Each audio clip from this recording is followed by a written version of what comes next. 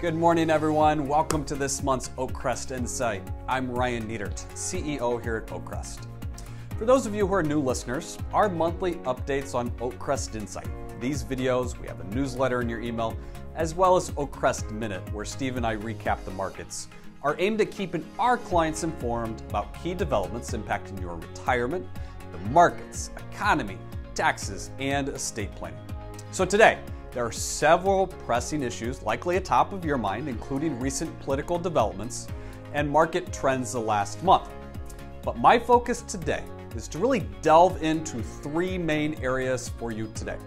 First, we want to review the performance of the markets in the first half of the year and kind of provide you some context, insight into what we're thinking the economic outlook is the remainder of the year. Next, we're going to analyze how current political events are influencing markets or not influencing. And then lastly, we're going to outline some topics I plan to address the next couple months on these OakCrest Insights before our election. Now, first and foremost, as you can see from the figures on the screen, nice little chart, the markets began the year much stronger than anticipated. And they've really sustained that momentum that was started last year in 2023. So here's a breakdown of a couple indexes' performance through the end of June. You have the most probably widely known S&P 500 up through the end of June, over 15%. Great, right? But the Dow's only up about 4%, and international stocks are up about 5% for the year. And lastly, you have bonds. Well, those are negative for the year.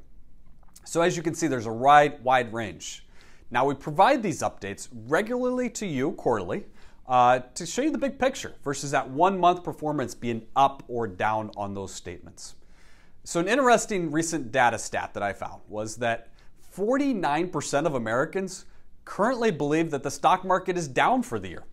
Contrary, as I just showed you here, the actual performance has pleasantly surprised many as this upward trajectory from last year keeps going. Now, the current media spotlight, it's firmly on the presidential election, right? And certainly a topic we know all our clients have at the top of their mind.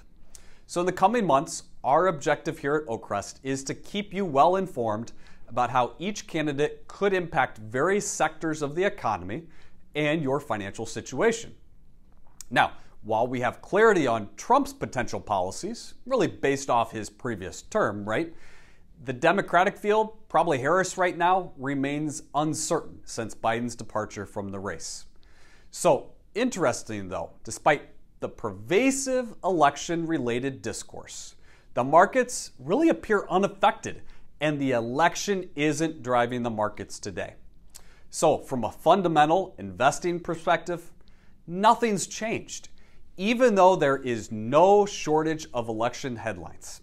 So think about this. Over the last 7 weeks, the S&P 500 is up, despite political headlines of Trump being convicted, Biden's poor debate performance, an attempted assassination on Trump, and we lastly have Biden withdrawing from the presidential election race.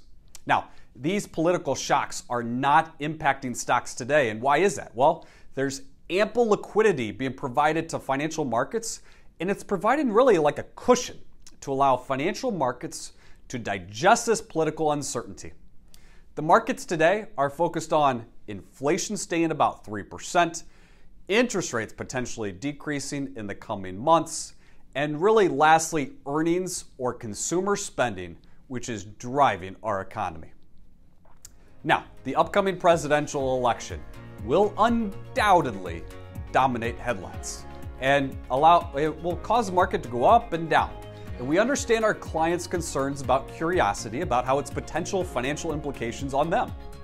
So in our forthcoming monthly insight videos, I hope to show you detailed slides showcasing historical market performances under various congressional and really party scenarios, and also illustrate each candidate what they would do to different sectors based off what we're hearing. So I hope you enjoyed this month's video.